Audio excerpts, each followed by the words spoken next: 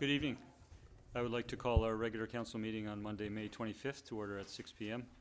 I'm Mayor Cliff McNeil-Smith. Colleagues on council, to my far left, Councillor Richard Novick, Councillor Terry O'Keefe, Councillor Chad Rentoul, to my far right, Councillor Steve Duck, Councillor Sarah Duncan, and Councillor Scott Gurnett. Good evening to members of staff, both in the chamber and those who may be participating online. We do introduce staff before they speak. And good evening to members of the public and our presenters this evening, and to those who may be watching the live web stream or a recording of the meeting at a later date. I'd like to respectfully acknowledge that we are gathered to have our meeting on the territory of the SÍİEM people, the Tsawout Nation, the Tsartlip Nation, the Pakwachin Nation, and the Tseycum Nation. And turning to approval of the agenda, we have 4 additional items of correspondence since the agenda was published last Thursday.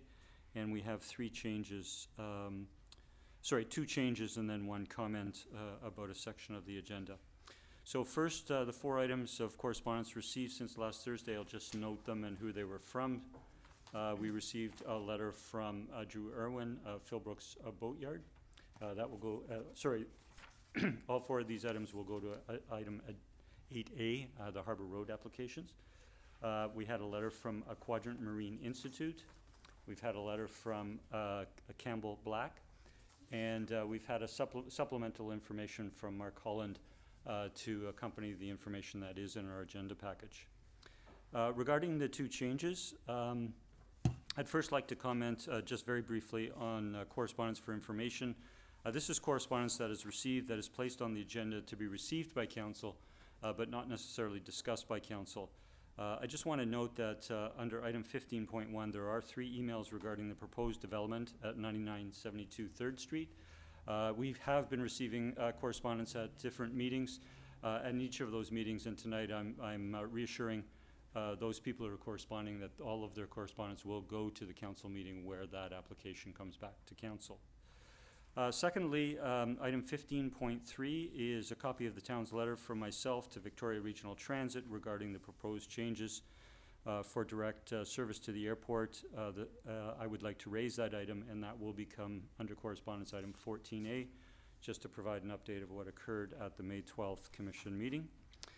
Councillor Gurnett has requested that item 15.7, a correspondence from B. Fallett regarding the tactile walking surfaces be raised, and so that item will go to become 14B and discussed by council.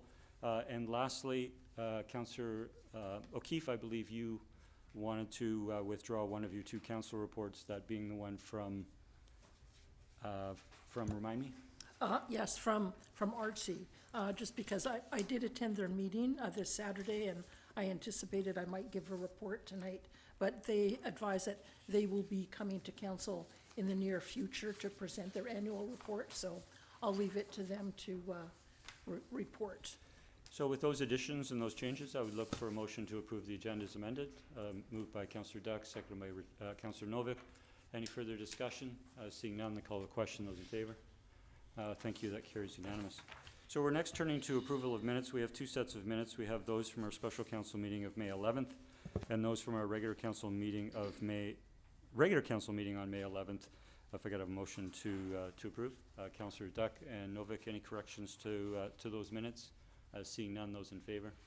Thank you. Opposed? None opposed. That carries. The next item on our business is our regular public participation period, where we provide an opportunity for members of the public to come forward. You have up to 4 minutes to make your remarks. We ask that if you do come forward, please provide your name and the municipality that you reside in or the organization that you represent. There's a little button at the bottom of the microphone just to tap to turn to the microphone live so that it can be recorded in the meeting. And I'll call for the first time. Please come forward. Good evening. Good evening, Mayor and Council. My name is Barbara Fallot, and I reside in Sydney.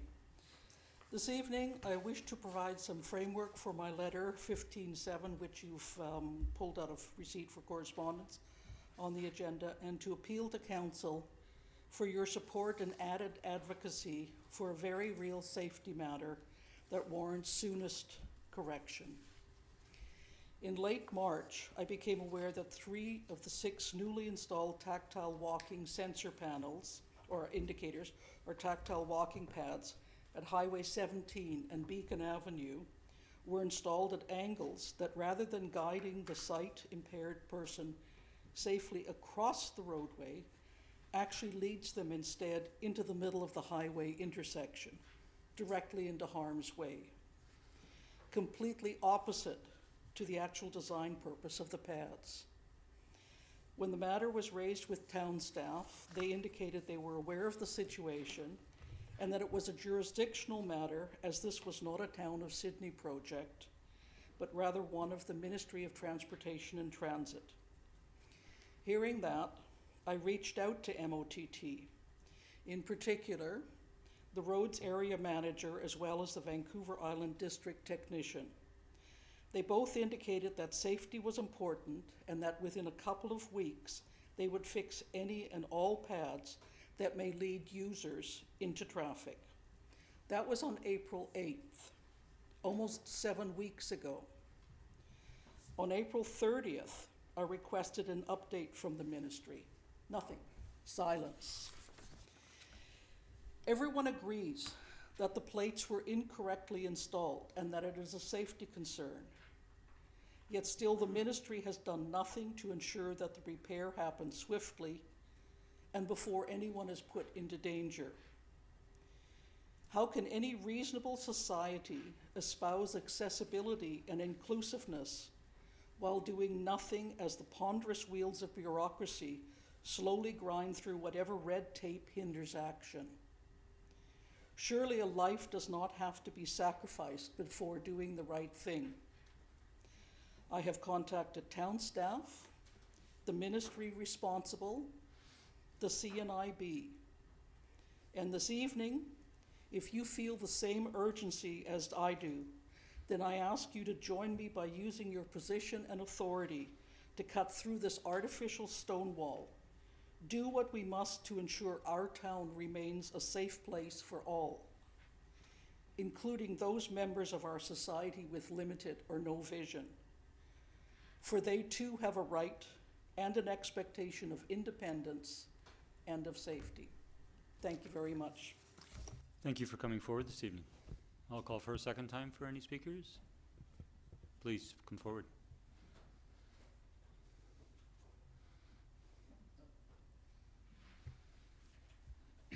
Good evening.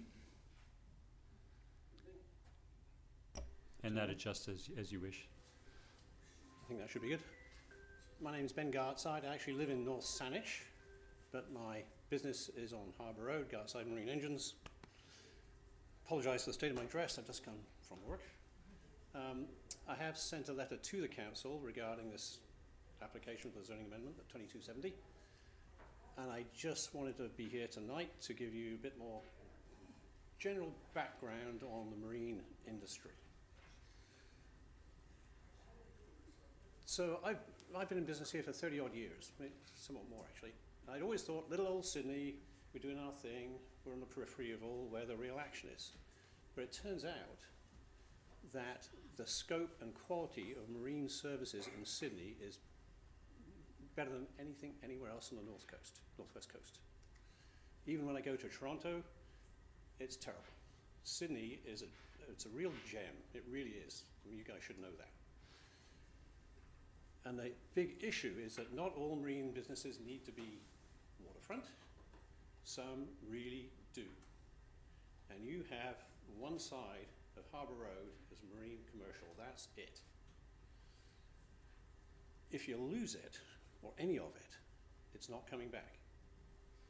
No one's going to knock down a waterfront residential development to put in a marine business. It's not going to happen. So this is all we've got. You really should preserve it. That's just the thrust of what I've got to say. You know, the marine industry brings in huge dollars to the town, without a doubt. You know, it attracts people from mainland, Washington State, from around the world. It's a ending point and a jumping off point.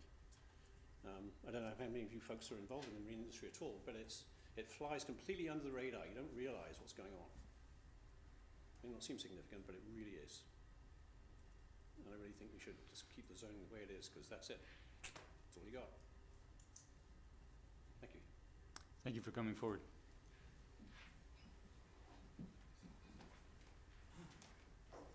Good evening. Your Worship Council. My name is Mark Holland. I live in Saanich, but I'm here on behalf of the owner of the property at 2270 Harbour Road to speak to the same topic as our previous speaker. Thank you for the opportunity to address you on this one. In our last, we're here just to encourage you to move that application forward to public hearing. During the last 2 times we were here with you in chambers, the discussion was really clear, at least the messages we took away was that you wanted more engagement with the neighbors, more engagement with the surrounding community and the businesses along Harbour Road. We took that to heart and worked with staff to get a few extra weeks. What we did was look through the list of issues that had been raised. We drafted a discussion paper on those to make sure the facts were clear and some perspectives. We sent that to you. We sent that to the Chamber of Commerce. We sent it to the Marine Committee associated with the Chamber of Commerce and printed it and hand-delivered it to all the businesses along Harbour Road. We then hosted an open house with a 300-meter radius for delivery, hand-delivered invitations for everyone to come. We held that open house and wrote a detailed report the next morning of what we had received. That report got to you a little bit late because we were hoping for more comment cards to come in. A lot of people took them and they didn't end up actually sending them back to us, so we hung on maybe a little bit longer than ideal for you to get a chance to read it. But you have that report now along with the draft of all the boards that were part of that discussion. Just before I close then, the reason why we'd like to move forward to public hearing is, as we discovered from the discussions, robust discussions with both residents as well as some of the industry and other businesses during that process, nobody agrees on anything related to this application. The residents that we talked to initially and that came to the open house were 100% in favor of the application. Subsequently, others have come forward to say that they don't want it, primarily because of a risk of parking. The industrial businesses in the area don't have enough parking for their staff. They're parking in all the residential areas, and the residents were mostly concerned about any more businesses operating would bring more traffic, even though we provide all the parking on the site for this one. The industry was interesting. We got a lot of positive feedback from the businesses along Harbour Road that were on both sides, but then there were a few that were very much against it. The reasons why they were against it weren't the same in either case, and in fact some of the discussion was quite oppositional even to the OCP, because the OCP and the zoning have permitted a whole raft of uses from residential over the last 20 years through many pubs, retail, office, etc. onto Harbour Road, all of which are tackling this issue of the belief that water-land interface on the north side of Harbour Road, where you can literally pull a boat out of the water into a marine shed to work on it, that is the role of that place. There are only a few properties where that actually can occur.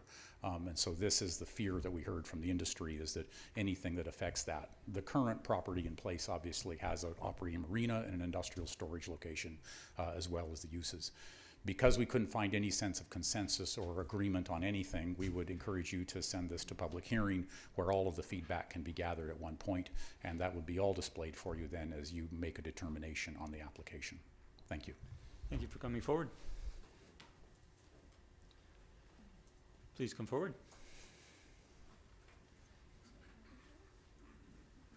Am I supposed to push something here? No, you're I'm all live. good? Good evening.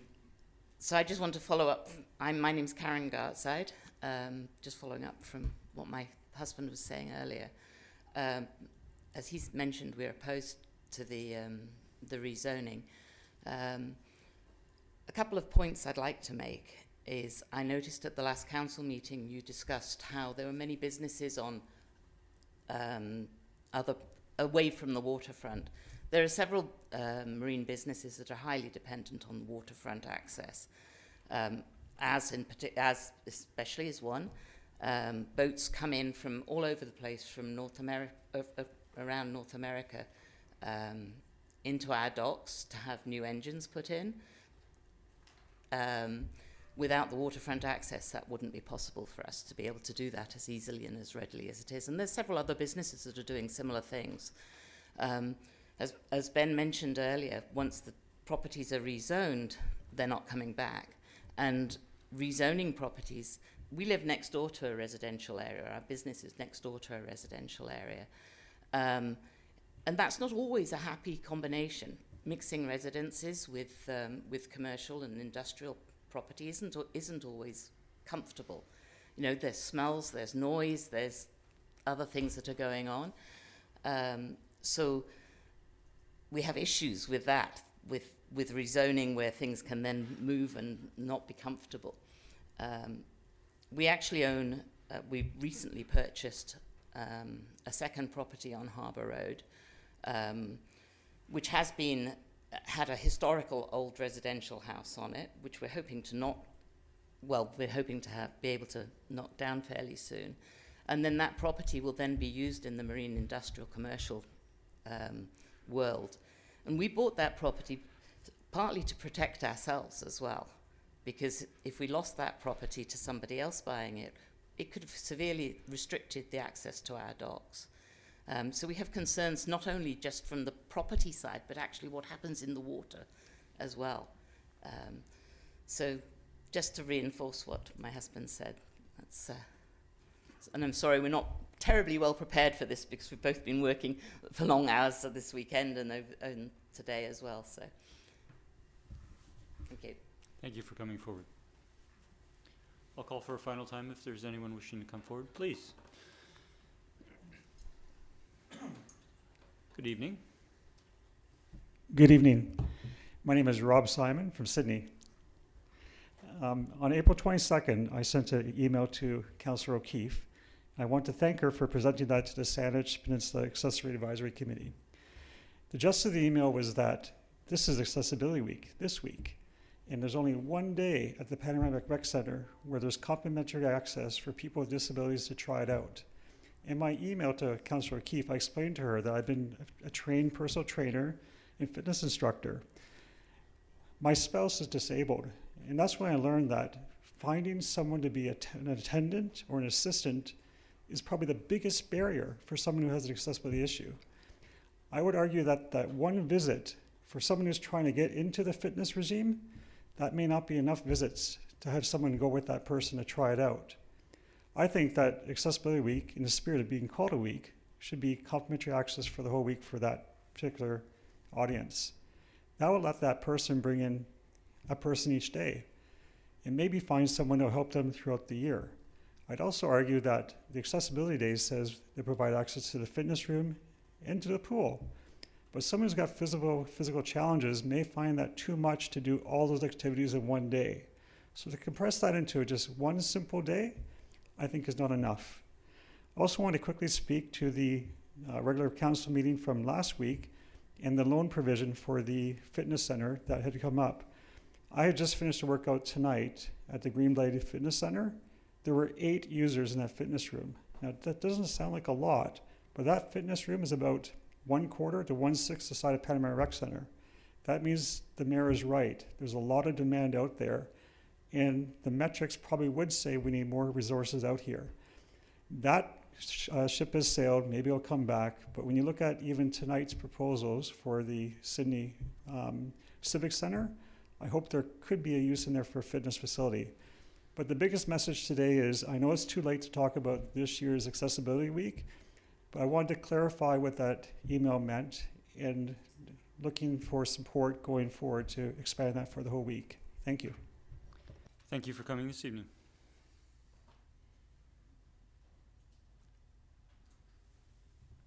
Please come forward.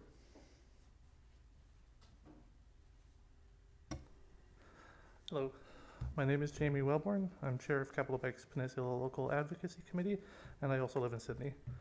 I'm speaking to the letter in regards to the new crossing at Beacon and the highway.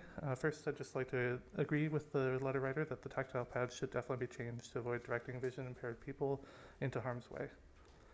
I want to mention another issue there that wasn't mentioned in that same crossing. There is a lack of bike signals for the bike crossing. So when I contacted town staff and I was forwarded to the province, which is what I expected, and the province claimed that there was no issue there. But there's actually no way for a cyclist, especially southbound, to know when it's safe to cross. And so I replied outlining the concerns that Capital Bike had, along with a solution, and I've yet to hear back. That was about mid-April that I contacted them. This is relevant now because this past Friday, about 3 days ago, a cyclist was hit in that crossing. Now, I don't know all the details, but I'm afraid the issue with the signals may have led to someone getting hurt. If you do choose to advocate to the province in regards to the tactile pads, I would urge you to include a request for a solution to the bike crossing signals as well. Thank you. Thank you for coming this evening.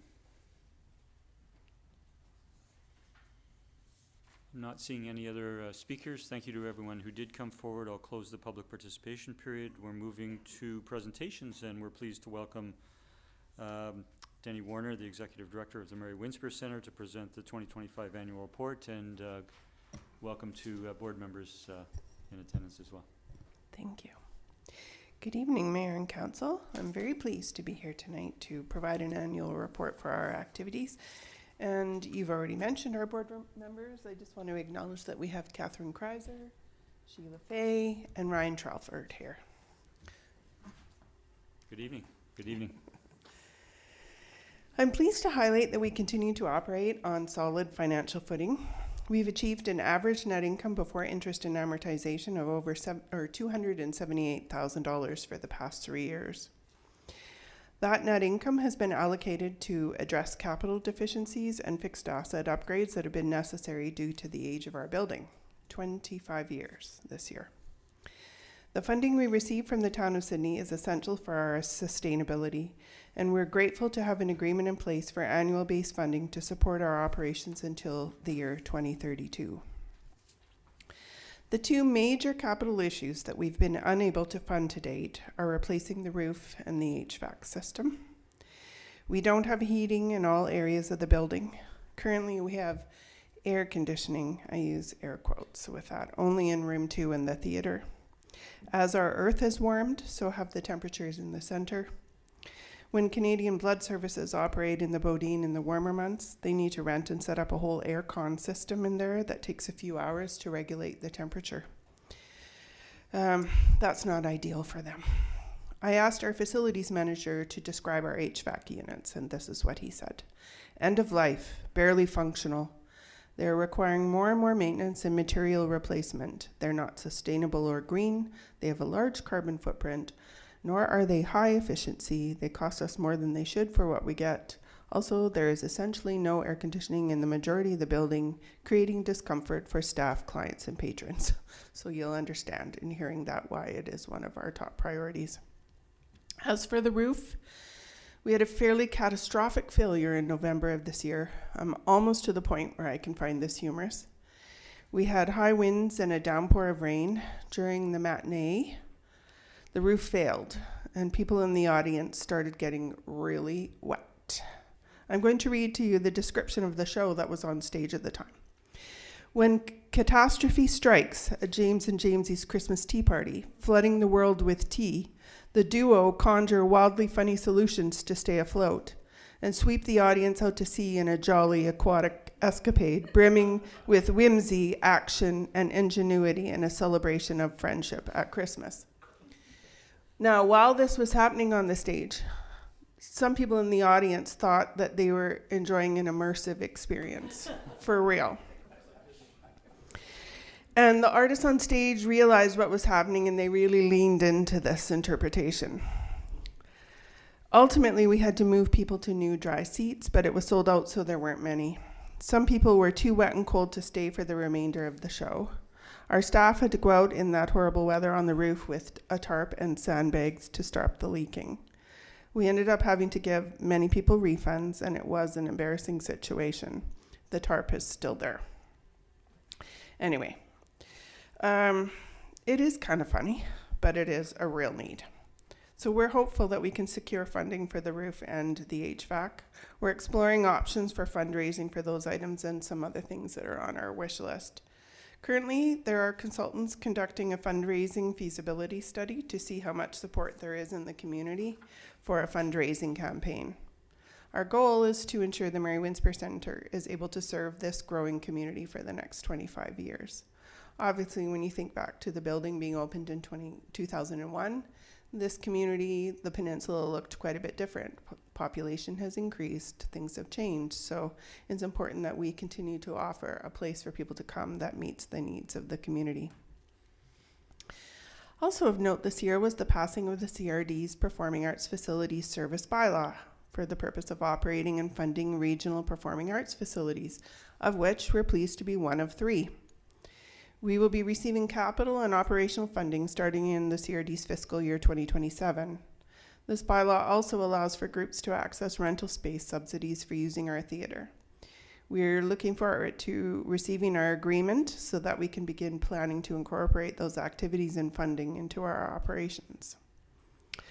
While not in Sydney, it will be a project of interest to Sydney residents. We've been working with a donor who came to us through Peninsula Soccer, who donated $200,000 to install a playground next to the soccer fields in Blue Heron Park. The equipment has been ordered and will be installed in early July. There will also be some picnic tables and things, benches and things set up around the park. The next project we're looking at also is to widen the road, the access road. I know that probably you councillors have received some feedback about that road not being sufficient for the traffic that's there. And we also have plans to work with them to expand the parking area. We are looking forward to our 25th anniversary party that will be held on Saturday, September 19th. It's going to be a real community celebration, including entertainment for kids and adults, food trucks, and participation by many local organizations. So I hope you'll be able to join us that day. And I'd like to close by expressing my sincere appreciation to the staff and council for their support of our organization, but also my personal thanks for the speedy professional responses that I get to my many questions that I call and ask of your staff. And I look forward to our continued collaboration. And I'm happy to answer any questions. Thank you, Denny Warner, for your presentation this year. I'll turn to colleagues if there are any questions or comments. Councillor O'Keefe, please. Thanks. Thanks for the presentation. It's great to see things going mostly well, except for the roof and the HVAC. But yeah, Mary Winspear Center really is a gem, and we're really fortunate to have it. One question I often get asked by different community groups is, I recall that we used to have a reduced rate for community groups, and I'm wondering if we still have that in place. We do, yes. Oh, okay. There's a whole rate kind of differential, so commercial at the highest end, and then we've got local nonprofits that benefit from the various lower rates. Okay, great, thanks. And you mentioned in your comments in regards to the CRD bylaw, I thought you mentioned something about will allow subsidies to community groups. So is that kind of in the same vein as what we're just talking about, or is that in addition to what's already provided in reduction of rates? Or? So this would be for us to provide additional space, whether it's for rehearsals or whatever kind of whatever the groups might want to do for the theater specifically, that they will be able to obtain subsidies through the CRD that will be additionally available to them for use of our space. Okay, and would that be available to any community group or just ones who are part of the CRD kind of arts? Part of the CRD. So they have, so local groups. Local groups, yes. If they're not, so even though there's local groups here that are performance groups, they would have to be part of the CRD in order to access those. That's my understanding, but we don't have our agreement yet, so I don't have all the details. Okay, thanks for that. Yes. Yeah, thank you, Councillor Keefe, and thank you, Denny, for that. If I could perhaps expand very briefly, as I've provided some updates in the past, is the CRD board has approved the establishment of the new performing arts service. It will come into effect in 2027. The current CRD board in September, at the end of September, will approve the provisional budget for 2027, which will include the overall funding that will go to that service and will be requisitioned. And then, colleagues, you likely recall that within this service there are 4 different streams of funding. 3 of the streams are by way of agreement with each of the 3 regional facilities. There's a operating grant, a small cap grant, and a expansion, planning and expansion grant. The fourth bucket, if you will, is doesn't go through the regional arts facilities, as Denny Warner indicated. It's a program set up for performing arts groups to receive grants to rent theaters. This is completely separate from the other CRD service that's been in place since about 2000, called the CRD Performing Arts Support Service, where performing arts groups can apply for grants to conduct their performances. And there is a provision within that other CRD service that the only groups that can apply are from municipalities that are participating in that performing arts support service. Sydney is not currently. There are 9 or 10 municipalities that are.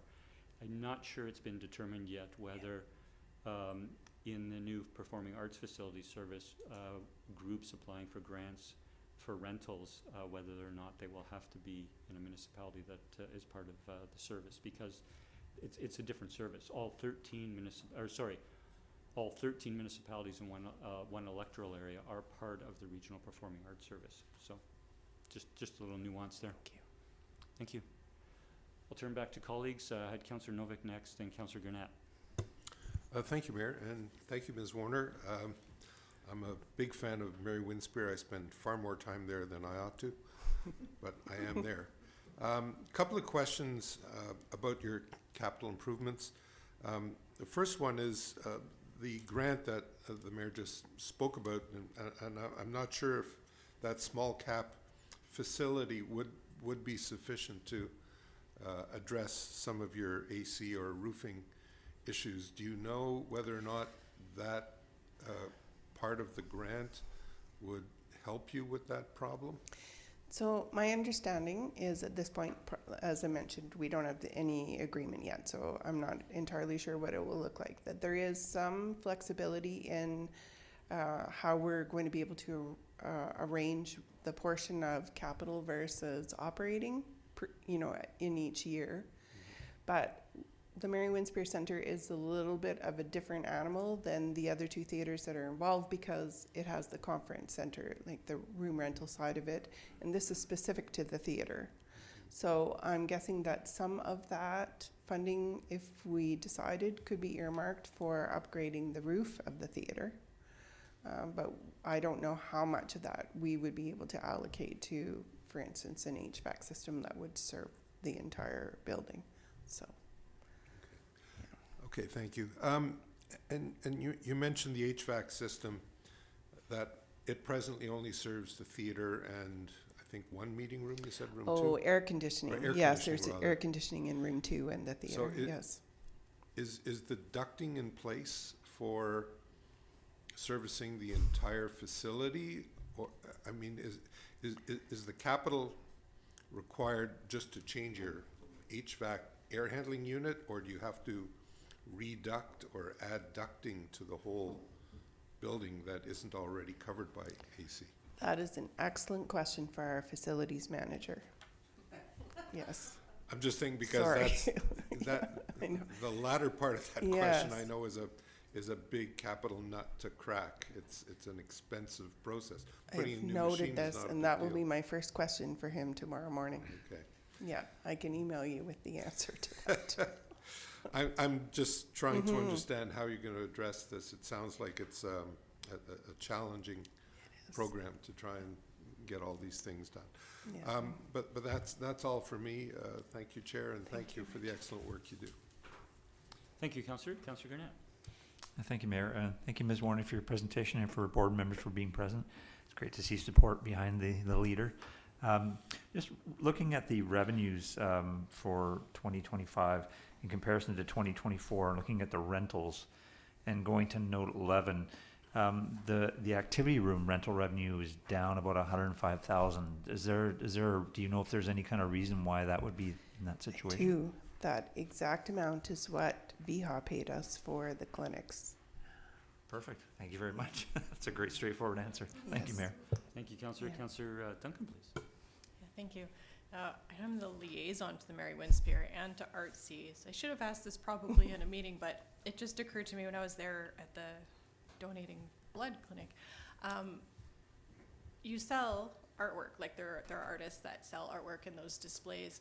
Is that affiliated? Like, does ArtSee have anything to do with that, or is this a totally separate stream of artists that get their work put up there that are somehow affiliated with Mary Winspear programs, or do they just rent space through something separate?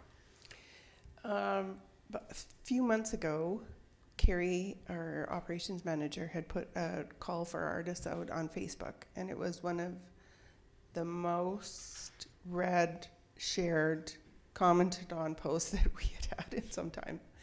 And I think now she's booked artists for those cases for the next 12 years. I believe There it, was yeah. just a lot of interest in it. So some of them are earmarked, you know, for SPAC for certain times of year. The large case, that's set aside for them.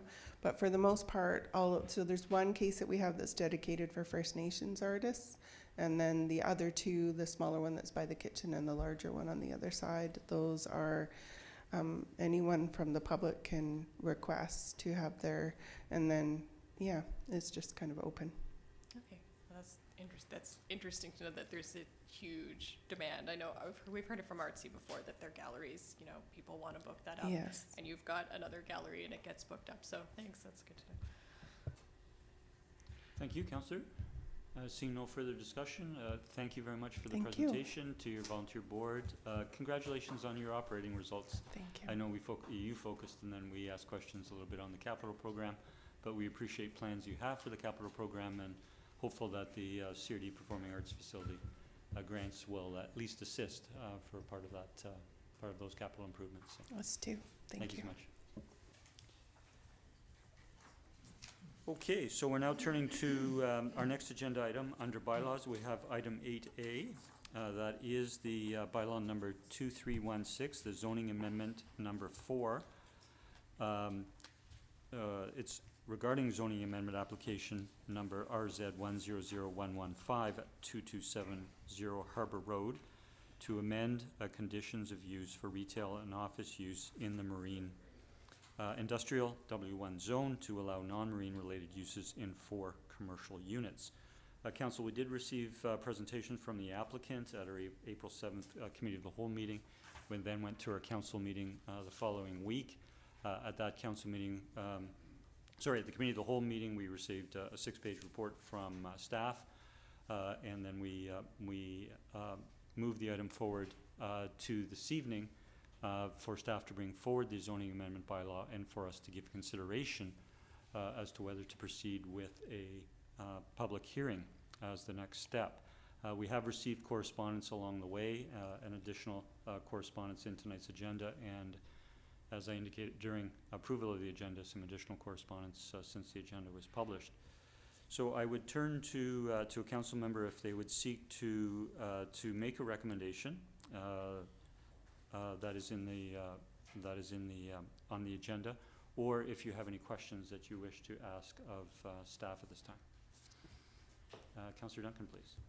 I'm happy to move the recommendation unless I saw Councillor Novak has a. Are there any questions prior to that? Councillor Novak, please. Thank you, Chair. I guess my only question through to staff is in looking at the draft of the bylaw. There's been a lot of discussion about, you know, what exactly we're making a zoning amendment on or for. And the way the bylaw is written, we're talking strictly about medical office. Can I just be assured that when we say medical office, it's strictly medical office and that it's not opening up the zoning to other types of commercial establishments, retail stores, whatever else could be thought of, but that when we say medical office, it's severely limited. I'll turn to our Director of Development Services, Ms. Verhagen. Good evening. Good evening. Through the Mayor to Councillor Novak. First of all, just to clarify, the bylaw contains 3 changes to the uses in the zone. I know it's hard to interpret the way that the formal language of the bylaw is written.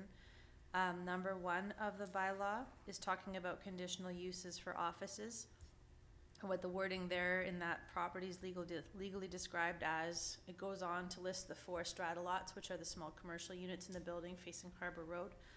The change here is that it would take away the conditional use regulations that the uses for offices are restricted to marine-related offices only. So that's one of the changes. The second one is similar, but about retail uses. It would take away the restriction that retail uses in those spaces could be marine-related only. And then the third change at the bottom, as you're seeing, is adding the medical office use and saying that it would only be permitted on these 4 strata lots in the W1 zone, not on all the properties. So just to clarify that first. Your question, though, about medical offices and what exactly is that. So I'm just pulling up the zoning bylaw to look at that definition. So the zoning bylaw, if you'd like, I can read the definition out just so you can hear what's covered by medical office. The use of a building or part thereof for the provision of medical services, including but not limited to medical clinic, veterinary clinic, dentist, chiropractor, massage therapist, acupuncturist, holistic medical practitioner, optometrist or ophthalmologist, and medical lab. So those are all of the things that the zoning bylaw would consider a medical office. Thank you. Okay, so that means then, the way you've described it, and I didn't fully understand that from my first look at the bylaw, that we are taking away those conditional restrictions and opening it up to general retail? Is that accurate? That was the applicant's request. Yes, general retail, general office, and adding medical office as well. Without any restrictions? Without restricting it to be marine related. Okay. Thank you, Mayor. Thank you, Councillor. If there are no further questions, I'll turn to Councillor Duncan. Move that the bylaw be given a first reading. Second. All in favor? Motion carries. I move that the bylaw be given second reading. Second. Moved and seconded. This is where we have discussion on the bylaw. I'll turn to the mover. Yeah, thank you. I was happy to move this forward, partly because I know we need to have a discussion about it, but partly because I myself support it. I think that the applicant did their work. They collected information from the surrounding businesses and their discussion of how this was impacting them, the conditions on the site, the type of businesses in the area, the restrictions that were on just kind of the general community, and they showed to me a very good understanding of both, you know, why people were against it, the OCP as it stood, and why it was kind of an impossible situation to redevelop this site in a way that would have satisfied the people who are against it. I think full stop. That there is no, I think to me, this is not a problem with necessarily what the applicant wanted to put in so much as a problem with just the mechanics of this harbor, the shape of the site, what's already being built there, and kind of a problem for town planning overall, that the way the OCP went through, what I've understood from the feedback we've received is that the people who are already building the boats and kind of the heavy industry people there did not like the OCP as it was. And so the idea that this was a thing where we had to stick to the OCP and the existing bylaw was not actually what was going to help them maintain this business in this area or protect their businesses in the way that they necessarily would have ever needed. Because fundamentally, none of these sites here could have been developed to another business like theirs. They were all too small unless we actually had very large assemblies. And this, I may be mistaken, but this seems to be what I got from the discussions that Mr. Holland was having with people there and what they've presented to us. And so the factor which has come in is what we've learned is the only thing that could be rebuilt in this area on these small lots was something that would have to be something that that was totally new. And while there are many things that could be marine related businesses that were there, and there was a very extensive list, none of them bit.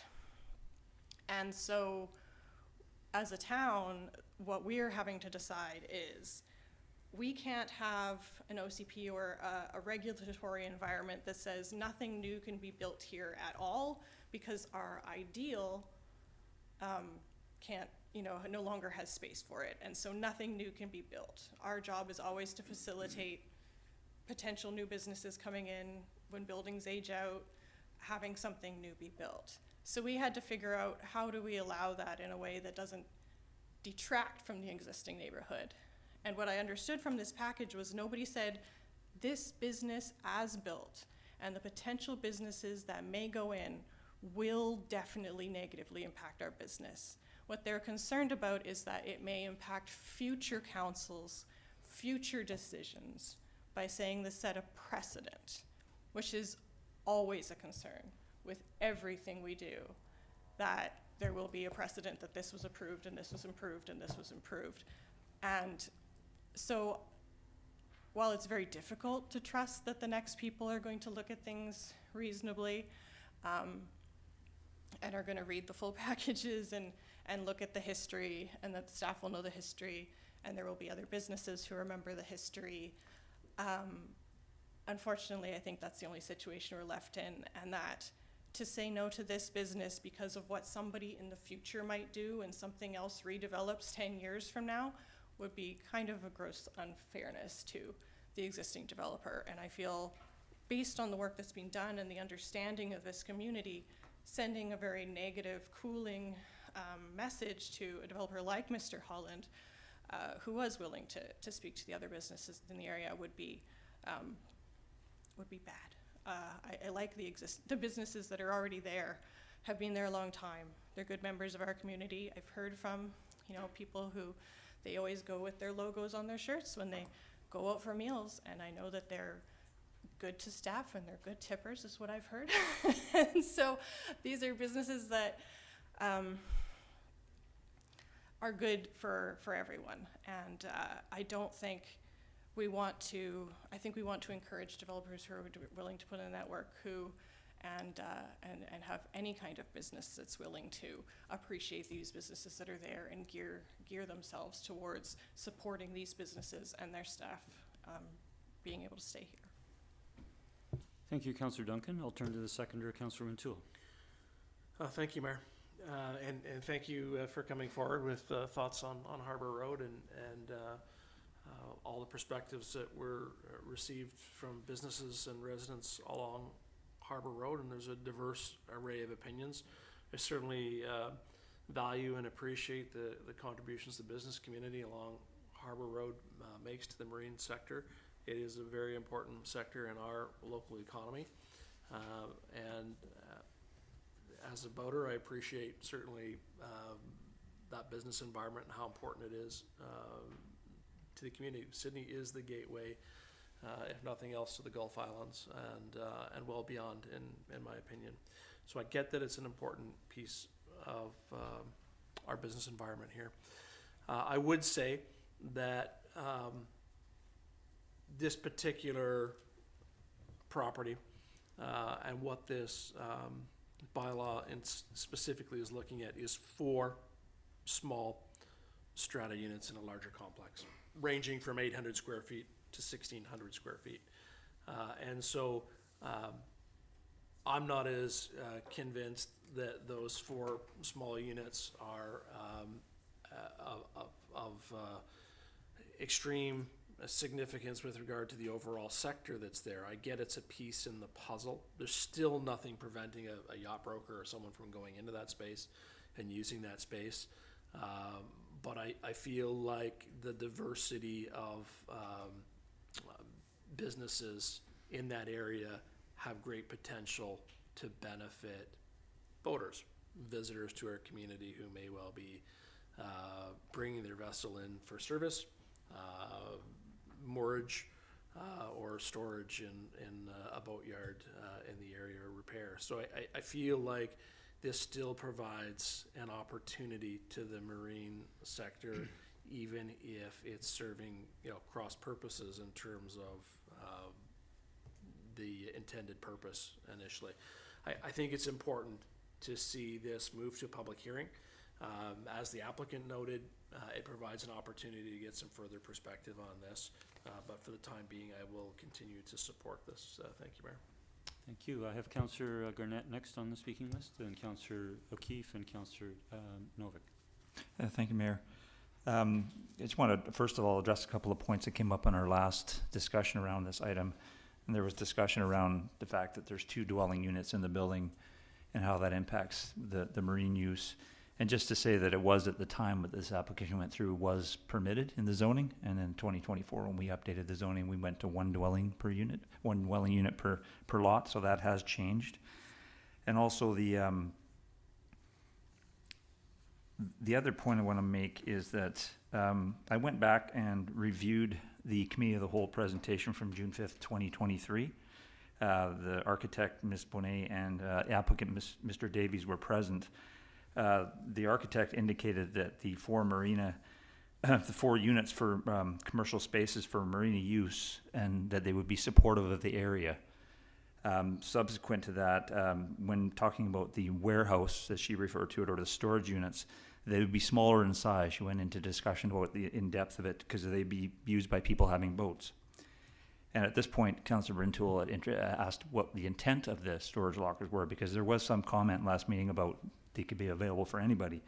And what was presented at that time by Mr. Davies was that he had done research, and that these were needed in the area for marine uses on boats, and that for people to store items close to marinas and boats. A feasibility study was done, and there's not much marine storage in the area and on the island, so there is a need for it.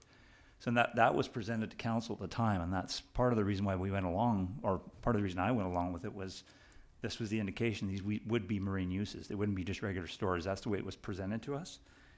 And I didn't also note that, and from my recollection, and staff can correct me if I'm wrong, but during the zoning bylaw process, and actually during the public hearing, which we held on this area, several that we could talk about, there was no communication from the applicant, no concerns expressed at the time while they were going through the process. And they knew what they were getting into. This was basically a parking lot because the Blue Peter had burnt down, so there was just basically a blank slate. And they designed the building. So is the fact, one of these units has sold. There's a sign above it, somebody's going in that's using a marine use. So there's only 3 that are vacant. So the question becomes, is this one of economics because of the conditions that just exist right now in the global economy and ours as well? Or is this an impact of maybe the size of the units and the way they're constructed? I don't know, but I think it's fair to say that when you start off, and the individuals that were with the applicant last time, I think from Colliers had mentioned that this kind of use wasn't used by a lot of marine industries for these kind of size offices, but that seemed to be, his indicated that was known before the building was built.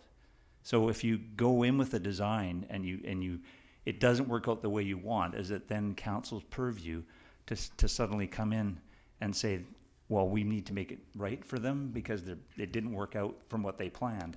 And that's a bit, it's like, for me, I was trying to think of an alternative example, like in the C1 downtown commercial. If somebody built a business on the bottom and residential above, and the business didn't sell or lease, and then they said, well, we have somebody interested in living in it as a residence, can you change the zoning? I don't think we'd agree to that. I mean, it may be a bit of a stretch for an example. I was trying to find an analogy of some sort as to what I could compare it to. And as far as the public hearing goes, I definitely don't support that, because our staff time is very valuable. And to conduct another public hearing on something we already had a public hearing on, essentially, and when we did our zoning bylaw review, and we heard from the public, and many of the letters that we've received and the comments tonight echo what we heard during the zoning bylaw process. And these were the concerns that people had about continuing to preserve this area. It's special, it's rare, as our west side industrial area is, and you want to keep those uses to those areas. And that's what we heard resoundingly during the zoning bylaw process. And so I definitely don't want to put more on our staff, because we've already had that feedback, and we're hearing the same thing again, even through just public participation and correspondence. So I still I'm considering to not support this motion, because I just don't think that we should be venturing into this at this time. And we need to protect it. We do. It's really important. Thank you, Mayor. Thank you, Councillor Gurnett. I'm turning next to Councillor O'Keefe. Thank you, Mayor. Just echo a couple comments from my colleague in terms of going to a public hearing. I agree that we had significant discussion about Harbor Road and the vision for that during the OCP, during the zoning bylaw, and during our economic development strategy, to the point that we included in our economic development strategy a blue economy strategy that was to focus on supporting that sector. And what we've heard over and over again is the importance of preserving that area.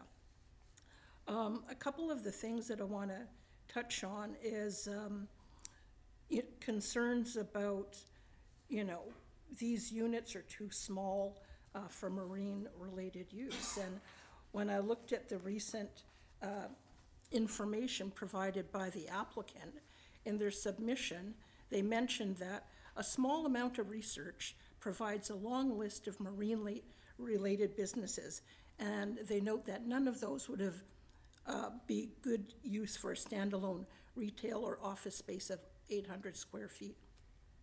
So it seems to me that they have some awareness of what the needs of the sector are. They've identified a whole list of businesses. They've identified that these units are too small. So I'm just puzzled as to why they would buy the land and build the units they did, knowing that those small units would not be a fit for the marine sector. They had a fair amount of space there to deal with. 6,000 square feet of it went to residential units. And presumably that's because, that was permitted. But presumably there's more cash in that. I don't know, I'm just speculating. But the ultimate result is that because they did that, they had less space for marine-related purposes. So it just seems to me that they could have done things differently if they wanted. They knew, as Councillor Garnett mentioned, what the rules were for Harbor Road. And if there's some talk about misunderstanding or confusion about marine-related, they seem to have an understanding of marine-related based on the list of businesses they provided. In regards to the issue of precedent, there's a sense that when council allows variances or does a rezoning, it doesn't set a precedent. And I don't hold that view. Just in my 8 years being here on council, we have had developers come to us, and part of their justification for wanting variances on different things is that we've allowed similar developments in the past. And in the interest of fairness, once we relax the rules, there's often it's hard to not provide the same consideration. We had a discussion recently about a 4-unit townhouse that came to us, and they wanted variances on the setbacks and the lot coverage. And one of the reasons council didn't approve that is what we're concerned about, setting a precedent. If we allow additional lot coverage or setbacks, another developer is going to want to come along and request the same thing. So I think it is an issue. And at the time with that particular development, although we're sympathetic to the concerns of the developer, which were mainly financial, there's been a downturn in the real estate market, and it's harder to sell things. And so that is unfortunate for them, but I don't know that it's our problem to solve. In terms of evaluating the input that we've received, I put a lot of stock in what we've heard from the big players in the marine industry. Van Isle Marina has been around for 70 years, Philbrook 70 years, Gartside Marine Engines, and the 2 other businesses 38 years, Quadrant Marine Training Facility, and others. And so there's significant stakeholders in our marine sector. They were involved in the engagement on Harbor Road all the way along, and they continue to have concerns about this. And although, there's been some talk about, well, what's the difference that 3 or 4 units are going to make anyways? And if it's just restricted to that. But I agree with the concerns of the existing businesses on Harbor Road. that it is a slippery slope, that once we start to allow that, others will want to do that. It's unfortunate that the applicant on Harbor Road is in the position that they can't to sell these, but I don't think that we should be changing our direction and changing our zoning bylaw just on the basis of one business, one property owner that is wanting this, when we have engaged, heard from so many long-term businesses on Harbor Road that they don't agree with this. So it doesn't make sense to me to move this forward and to invest extra staff time in something that we've heard a lot of from the community. Thank you. Thank you, Councillor O'Keefe. I'll turn to Councillor Novick next. Thank you, Mayor.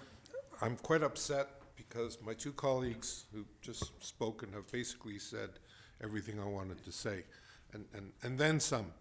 But I'll try and summarize and be brief.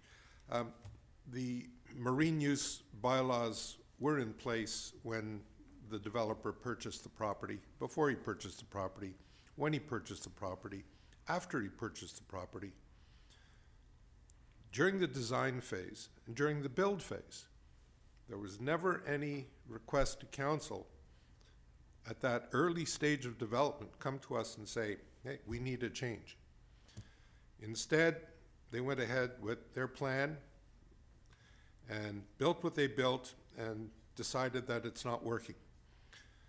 And as my colleague said, it's not our responsibility to fix the private sector's errors, concerns, whatever, or to deal with changing economic times, which may or may not be temporary. I don't know, things may change soon enough or not.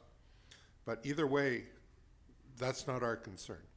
I think we've heard by email, by letter, and by presentation here tonight that the marine industry here is concerned about any changes.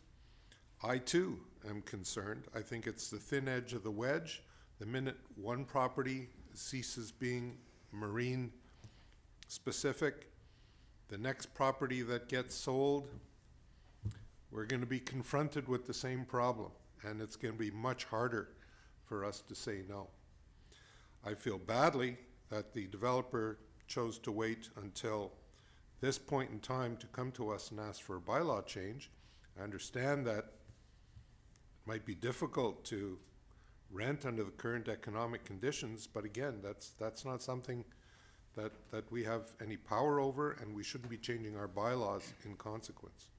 So I won't be supporting this now or in the future. And I too don't believe that we should be using valuable staff time to hold another public inquiry, or rather hearing, on this bylaw change, which in my view is unnecessary. Thank you. Thank you, Councillor. Councillor Duck? Yeah, I will not be supporting this moving forward. The developer and in their work to bring this forward to council did their due diligence and demonstrated the need for this type of property.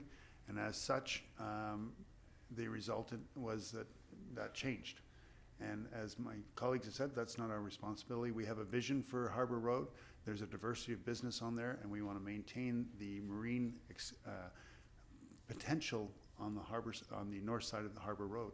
And I think that's important to do in our community when we have so little industrial and commercial space, that we designate some of it for a marine industry, which is very, very successful on the peninsula. And I think it's important to continue that.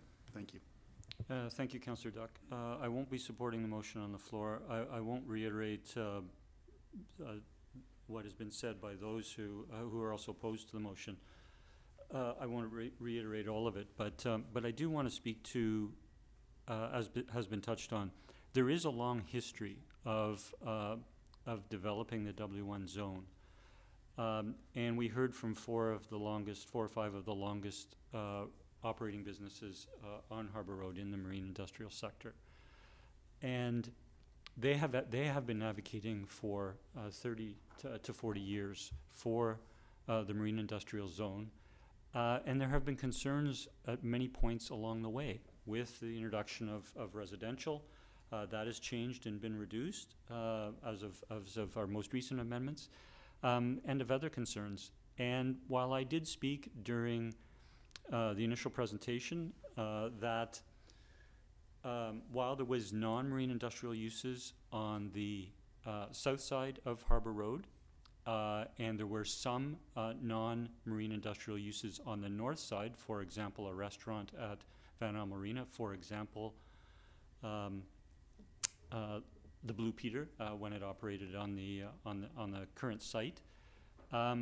The marine industrial sector in Sydney was able to flourish, was able to develop an outstanding reputation in the Pacific Northwest. And would this have a significant implication by allowing 3 relatively small strata units go to non-marine industrial use?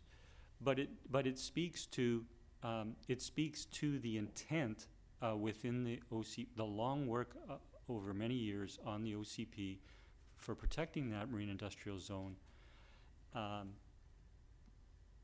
and we've heard from those longstanding businesses. So that is opposed. The concern from those longstanding businesses in the marine industrial sector, opposed to the applicant who is experiencing economic disadvantage, or not economic disadvantage, economic uncertainty, and economic pain, if you will, in the fact that these units are not able to be leased or to be sold. As Councillor Gannett indicated, if we were to go to any other zone within the municipality, particularly into our different commercial zones in the downtown or into West Sydney, and people were experiencing economic challenges, whether it was uncertainty or economic challenges, I doubt, for example, on Beacon Avenue, we would start allowing ground floor residential because a particular retail space that's had vacant for any number of years. So I appreciate that if this does not proceed forward, that it's unlikely that the applicant is going to demolish the building and build a new building and try to do something different. But again, the applicant originally applied for the development on that site, which has different components. It does have a marine component. It does have the storage. It does have a residential, and then it has these 4 units. And I don't believe we should be making amendments to the zone because of the economic situation at the present time. I'll leave my comments there. I'll turn if there are any second-time speakers. Not seeing any, I'll call the question. Those in favor? Those opposed? Councillor Novick, Councillor O'Keefe, myself, Councillor Gannett, and Councillor Duck. The motion is defeated. Thank you.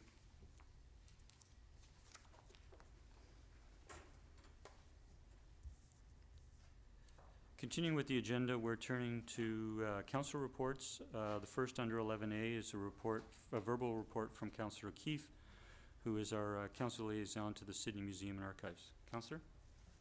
Thank you, Mayor. I won't go into a lot of detail on attendance and things, as I think we got a lot of information from the museum when they reported out to us not too long ago. But some new things since then. They did have their AGM a few weeks ago. They elected a few new board members, which is always good to have some new fresh ideas and energy to the board, and Susan Mercer is now the new chair.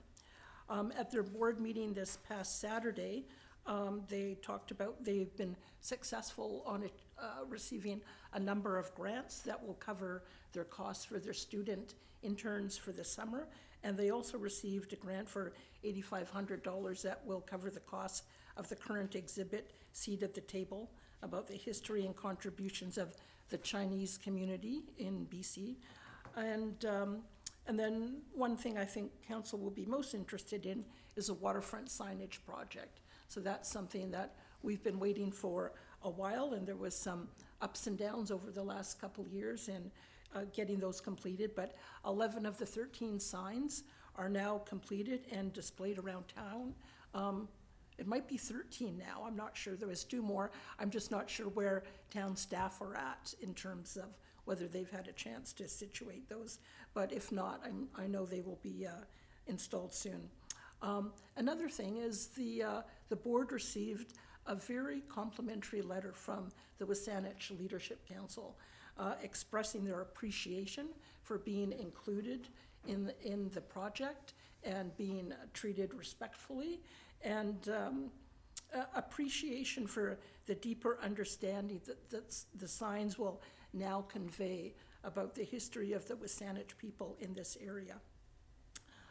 And to that end, the museum is working with the WSÁNEĆ Leadership Council on a formal unveiling ceremony, probably at the end of June, and I believe they'll be liaising with town staff to coordinate that as well. So sometime at the end of June, we'll see those officially unveiled.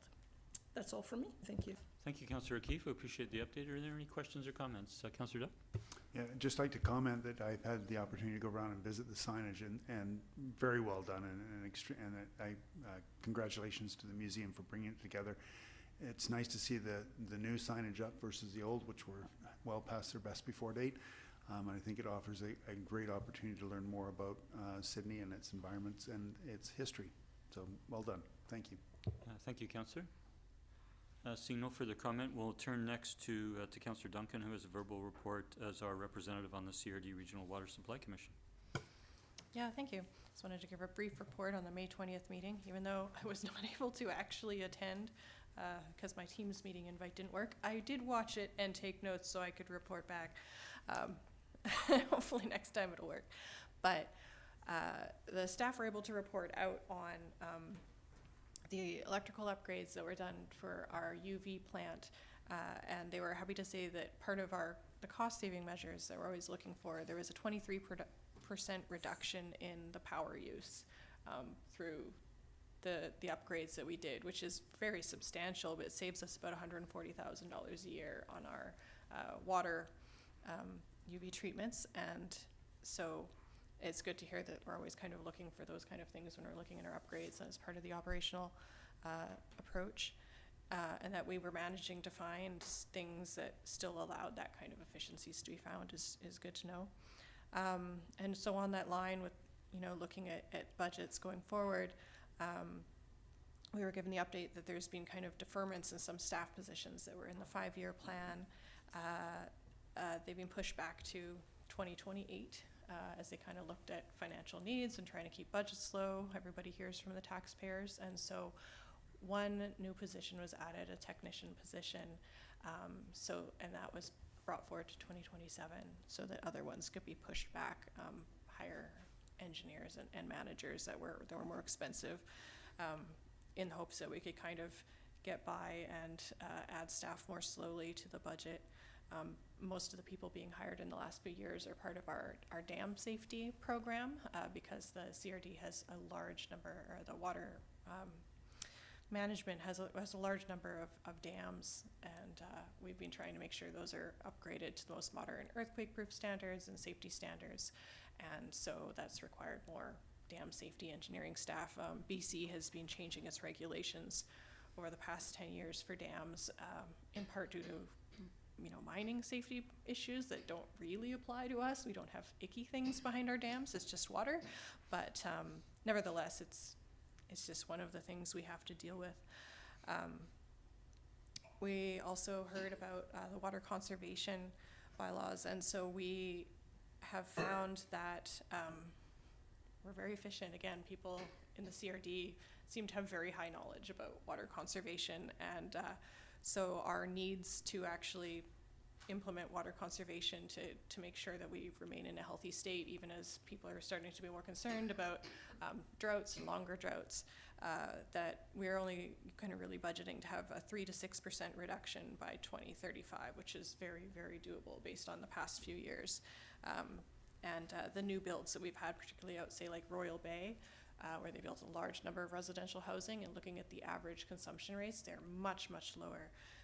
And that was also really good to hear. So we're looking at, going forward, being able to reduce it to about 200 liters a day for residential use. So that's a drop of about 5 to 9% over where we are right now, which is, again, it's not very much and all very doable.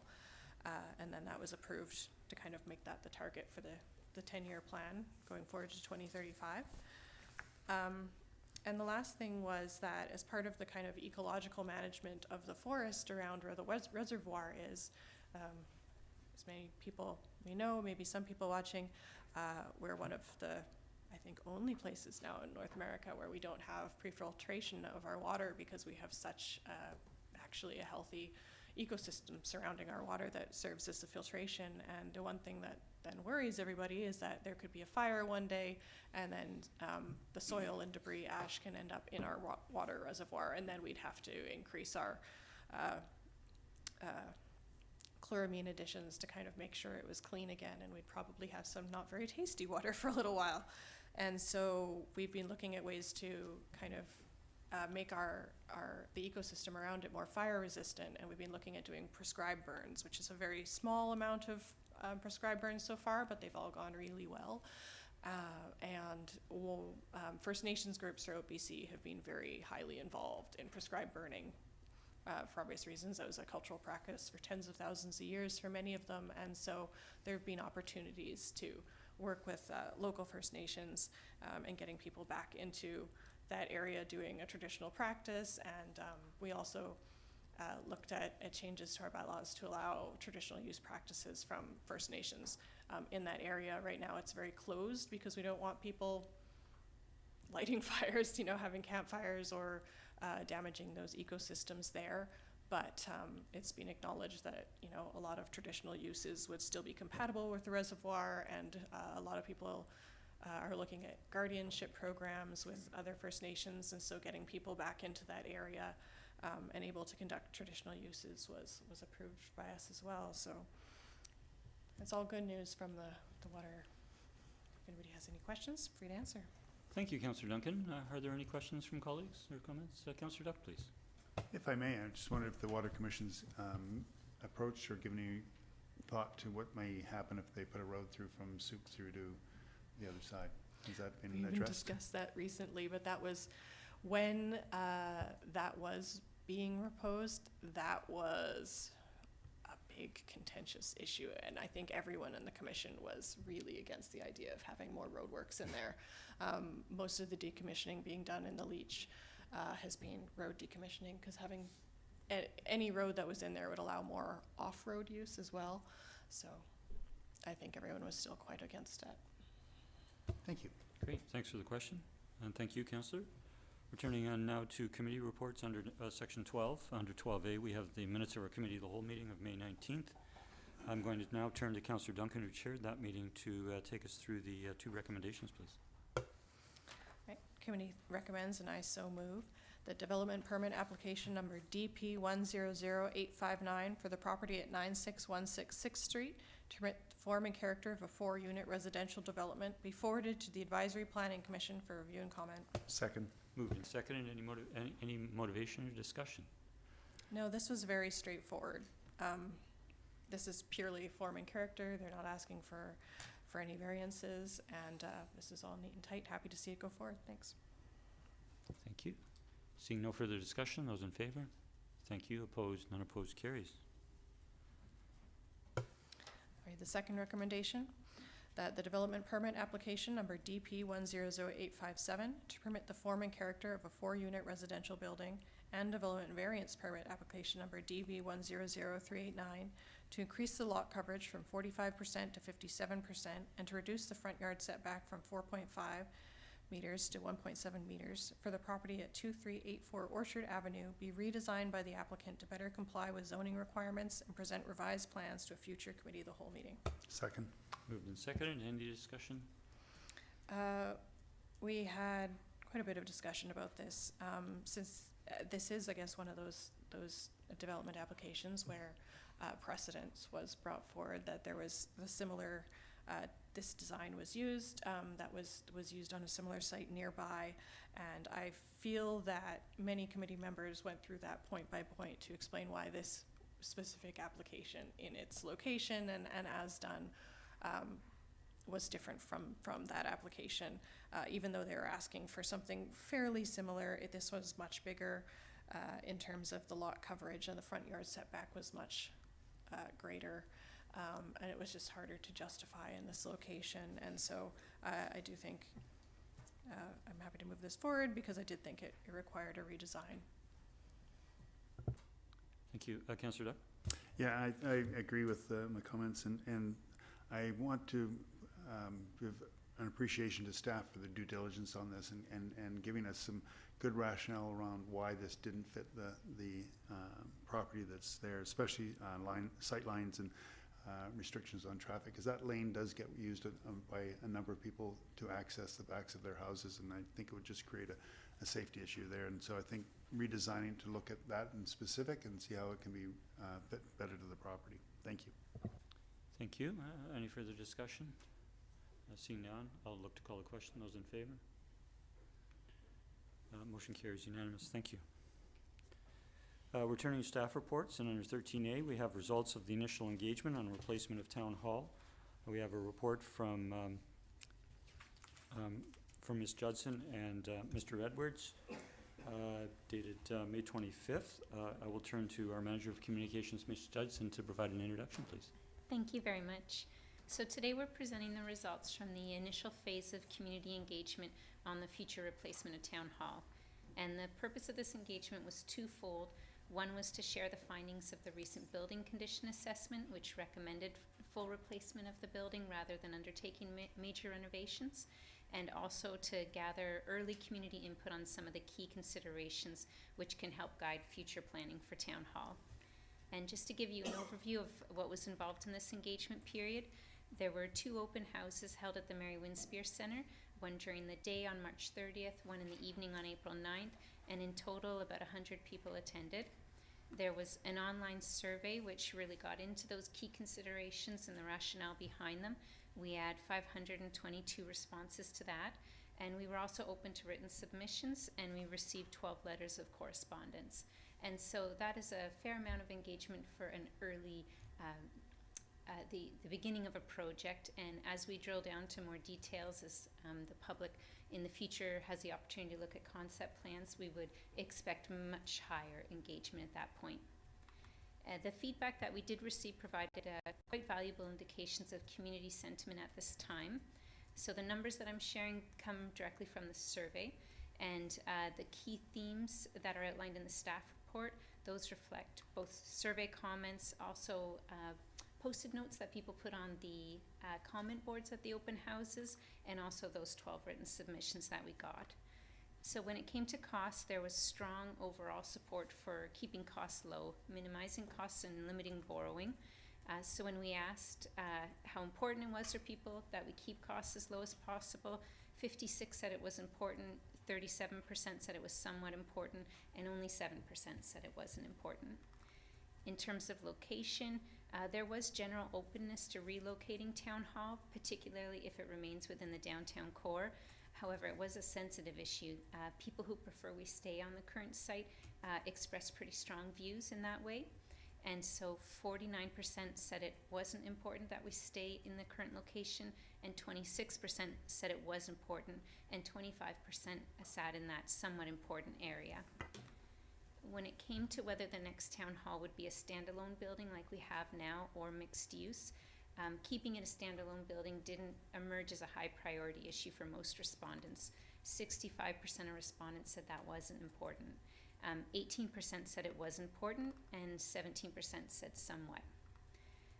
Building height ended up being the most polarizing of the issues, and so by that I mean that there wasn't much in the middle, and it was almost equal for people who thought that it needed to stay 4 stories or below, or that it could go 4 stories or more. And so that's kind of worrisome because you can't win in terms of public support. And the people who wanted it to stay 4 or below, they did seem to feel that strongly. So 44% said it was important that a future building was 4 stories or less, and then 39% said it wasn't important. And there were just 16% who didn't go either way. In terms of ownership, municipal ownership was seen as important, but there were some mixed opinions there. This was also a fairly sensitive topic. People who wanted the town to retain ownership seem to feel that quite strongly. And I say that because of the language and comments that were showing up. So when asked, 46% of people said it was important we retained ownership, and 29% said it was somewhat important, and a quarter, 25%, said it wasn't important. And so for two other questions, we were saying this would raise the cost of the project, but how important is this to you? And so the first one was this idea of community space. And while there were generally positive views around how that community space could be, it wasn't a high priority for people. And so 41% of people said it was not important that we create a community space within a future town hall. 32% said it was somewhat important, and only 27% said that that was an important thing to do. And then the results were stronger when it came to affordable housing. 67% said it was not important that we created affordable housing as part of this town hall development. Only 14% of people felt that that was an important thing to do with the future construction of a town hall. And I'd be happy to answer any questions. Thank you. Thank you so much for the introduction. I'll turn to colleagues. Councillor Duncan, please. Yeah, thank you. I'm wondering, do we have any idea, we had kind of identifying information a bit about like where people lived when they answered it, and did we have, can you refresh age distribution? Did we have any way of seeing like how answers broke down between people from different demographics and how? We didn't go into that level of detail, so we had 95% of the respondents identified as either living in Sydney or owning a business in Sydney, but so basically they're a taxpayer, but it's tricky when you're collecting that kind of personal information. Each time you drill down in that way, you have to be a bit more careful, so we didn't go into that level of detail. There were certainly at the open houses more of a senior demographic that turned out. Sometimes when you hold something in the evening, you have a better chance of catching people who work during the day, but that wasn't the case this time around. Thanks for the question. Councillor O'Keefe, please. Thanks. First, I get just a comment. I thought it was, I attended both open houses, and the people that I talked to there seemed to, they appreciated the overview that staff presented and the opportunity to engage. I also think it was good to help. I think most people understand why a renovation wouldn't work. So I thought that staff did a good job on that. Like Councillor Duncan, I was also thinking about the demographics of and how people answered these, and I'm thinking even about the terminology in terms of affordable housing, and I think it, like in retro, I don't know how we would do it different next time, but I think people have different perceptions of if you call something affordable housing, and then if you called it seniors housing. And so, I just wonder when it was a bit of a shock for me to see that 67% of people didn't think affordable housing was a good thing to do as part of the town hall. But I can't help but think, would they have a different view if we had said seniors housing? So just a comment. Yeah. But anyways, I guess I don't really have a lot of questions, just comment that appreciation for the information, and I think this really gives us a lot to dig into and absorb and percolate on as we move forward in the process. So thank you for that. And one piece that might be relevant to that observation you made is when we asked about the standalone building or mixed use, one key theme was people saying, but not residential. So they were okay with this idea of having other uses, but they preferred that it would be other government offices, other types of community space. So I think there is a resistance in some ways of condos going in places that people think should be more of a public use. Thank you, Councillor. Seeing no other comments or questions, I'll just offer a comment or two. This is a very significant project in Sydney, you know, for our future, for the future of the community. And I just want to thank staff and you know, council has helped move this along. For the information that's been provided to the community prior to this public engagement session, we've used issues of town talk.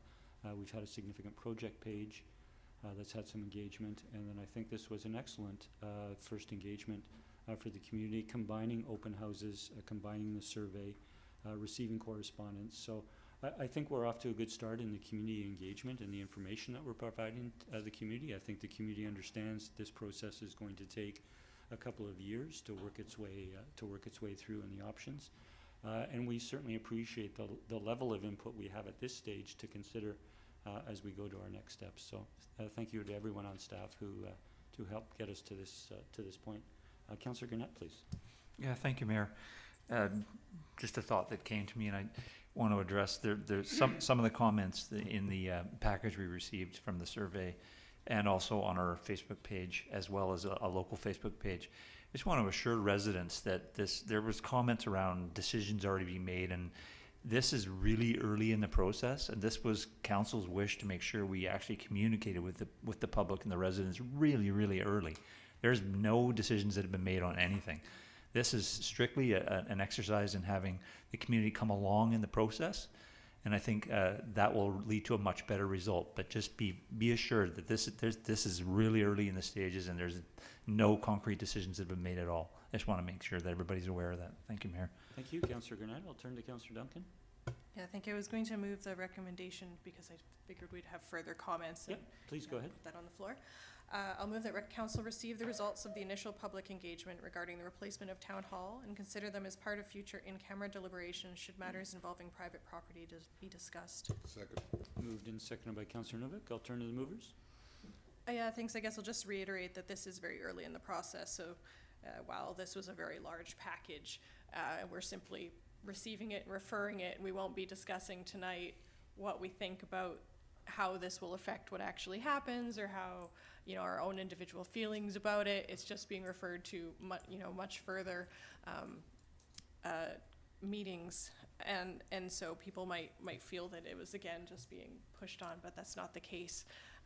And I know I read all of those comments, so I know I can already promise that 18-foot copper octopus. That's a good one. But in all seriousness, I also wanted to take the opportunity to thank all of those who wrote in regarding the cenotaph and that bit of history.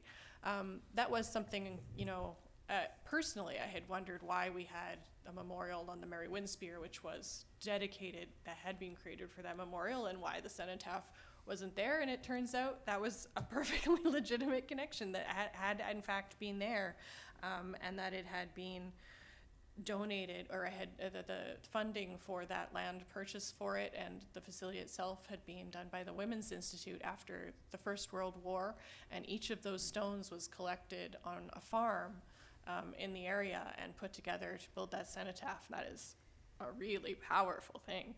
So I'm glad that came forward, and that's now part of the official package, and that as further discussions go forward about the site, how to deal with that appropriately, and maybe just putting it out there, actually including that history more prominently, so that the people who kind of made that happen, I know a lot of women's institutes and entire wings of large government buildings that acknowledge women's history, and it to such things are kind of being demolished right now, and that would maybe I'd be happy to see that.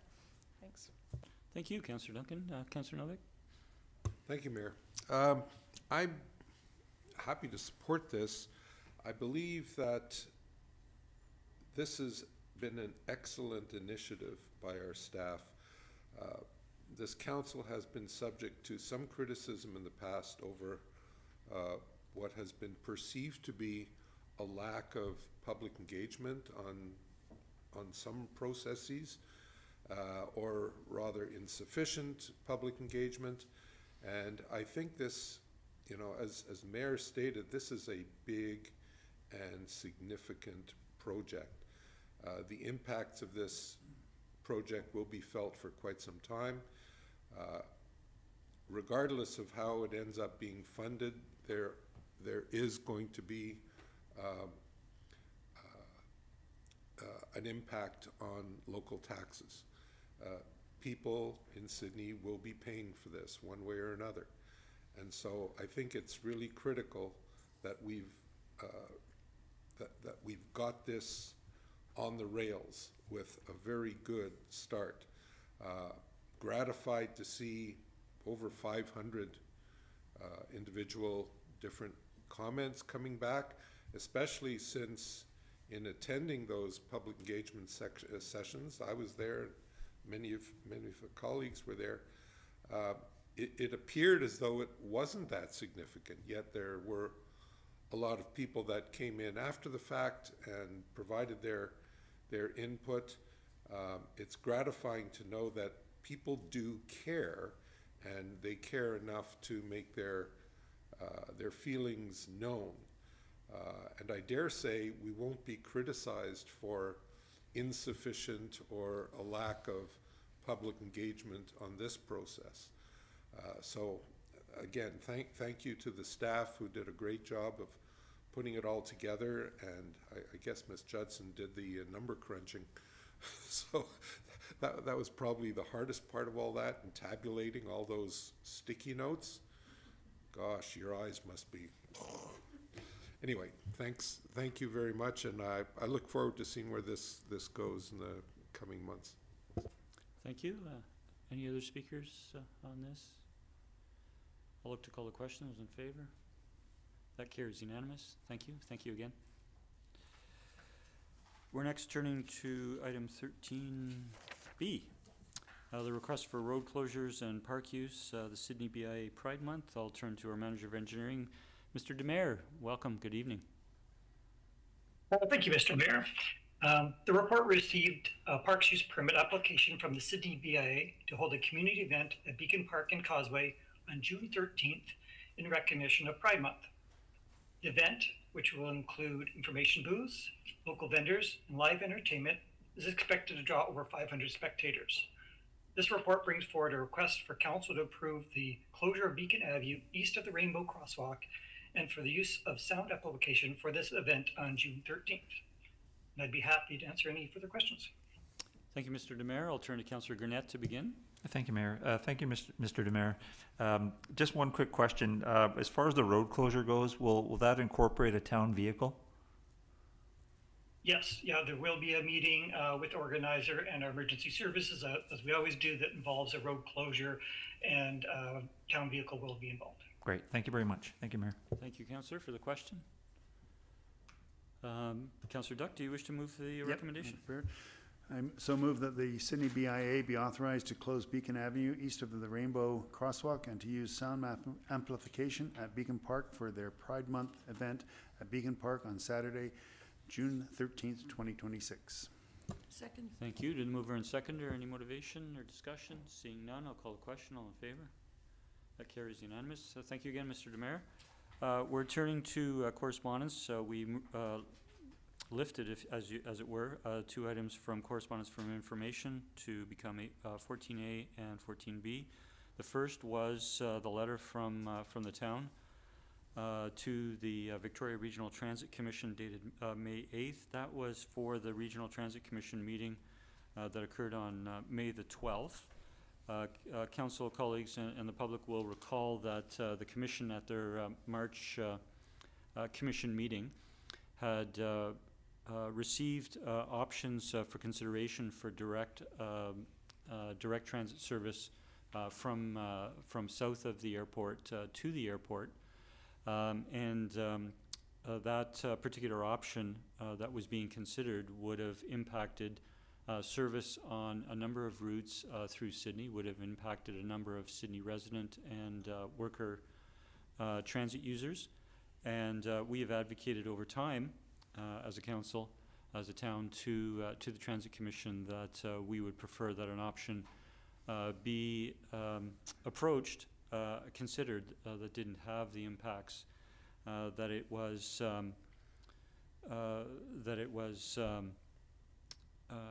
wasn't equitable in terms of reducing service to Sydney residents for other users direct to the airport. I was pleased in attending that Transit Commission meeting on May the 12th that from the March 12th meeting, staff had considered, brought forward another option. So under consideration at the May 12th meeting was option 1, which was status quo, that is not introduce any changes in service or any service to the airport. Option 2 was the original option, which would have reduced service and could have impacted as many as 44,000 riders through the Sydney service to bring about 44,000 new users directly from south of the airport to the airport. And option 3 was the new option, and option 3 was selected. And option 3, to describe it briefly, will be direct service to the airport, but will be very limited. The first very positive is that there will be no impacts to current service routes in Sydney.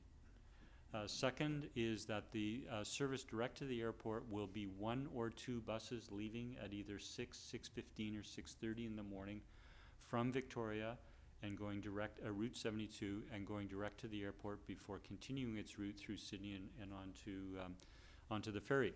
That potentially has an impact for folks who perhaps work in Sydney and coming up from Victoria and would take that. There would be some additional time, approximately 10 to 12 minutes, that would be added to their service. But that's considered to be pretty low impact for 1 or 2 rides from Victoria in the morning. The service would continue as is presently throughout the day and the early evening, and that at either 10, 10:15, and 10:30, there would be 2 or 3 buses that were leaving Schwartz Bay that would go through do its normal route through Sydney, but then would go to the airport before going down to Victoria.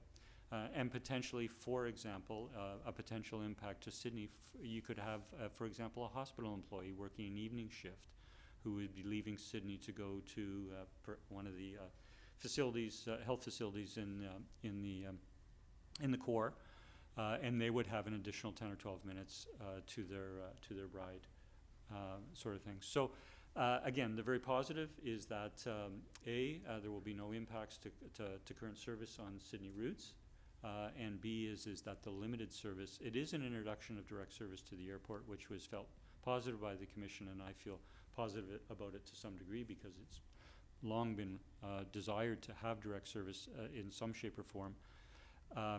But the impacts appear to be minimal in terms of when the service will be direct to the airport.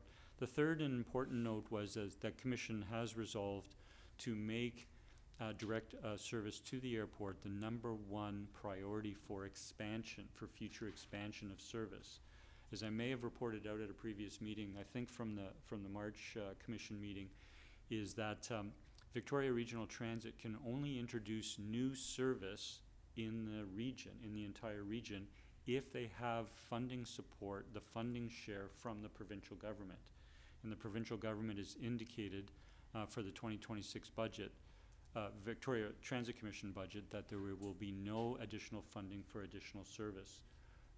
So the earliest that this could be considered, earliest direct service as additional new service to the airport could be considered as in 2027 after funding agreements are made between the province and BC Transit and the Victoria Transit Commission. I'll leave my update there. If there are any questions, happy to answer. Councillor O'Keefe, then Councillor Duff. Thank you, and thank you for the overall explanation. I think one thing our residents in Sydney will want to know about is in the plans to make direct service to YYJ a #1 priority, will that include service from Sydney to the airport in those early morning hours? I know they're focused on Victoria, downtown Victoria, but Sydney is, a popular tourist hub, and we hear a lot from people that staying at hotels and things, and even local residents, the challenges of getting direct service, especially in the early hours to the airport.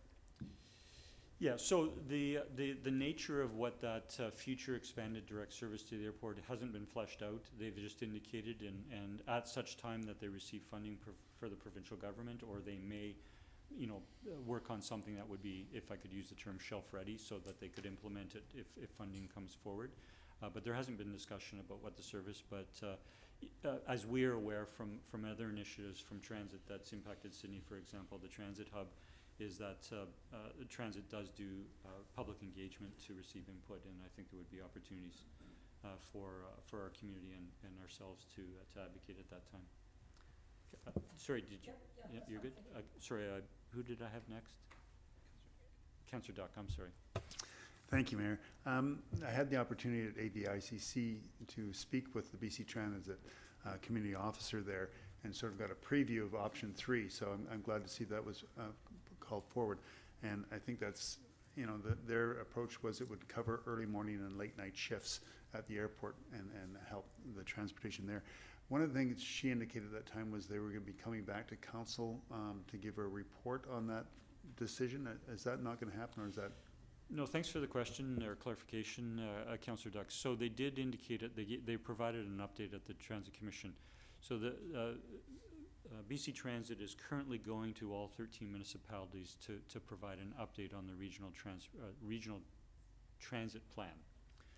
And I think we're scheduled for Sydney's. There was a table up. They've already been to a couple or 3 municipalities, and they'll be coming to Sydney. I believe it's the end of June or sometime in the early summer. And it's to provide an update. So it doesn't have to do particularly with the service.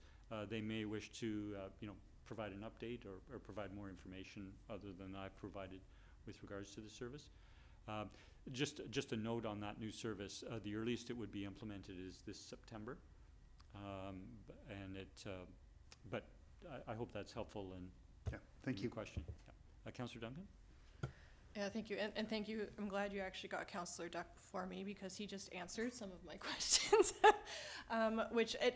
Because the question that I would have had, especially given your letter and how you spelled out the kind of almost one-to-one replacement in ridership that they were looking at, that I think that was very salty to a lot of people, that it was a bus pass is $6. So why is the $6 of a tourist or somebody who already has thousands of dollars to spend on vacations on a plane more important than the $6 of somebody who has to go to work and can't afford a car or can't drive a car because they're too elderly or disabled? Why are their $6 worth less than somebody who clearly had enough money to spend on a cab?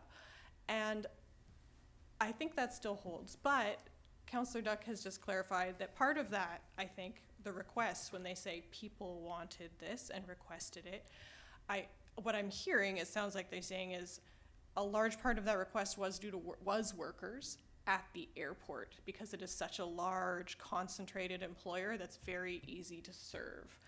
And that makes me, for one, feel a lot better.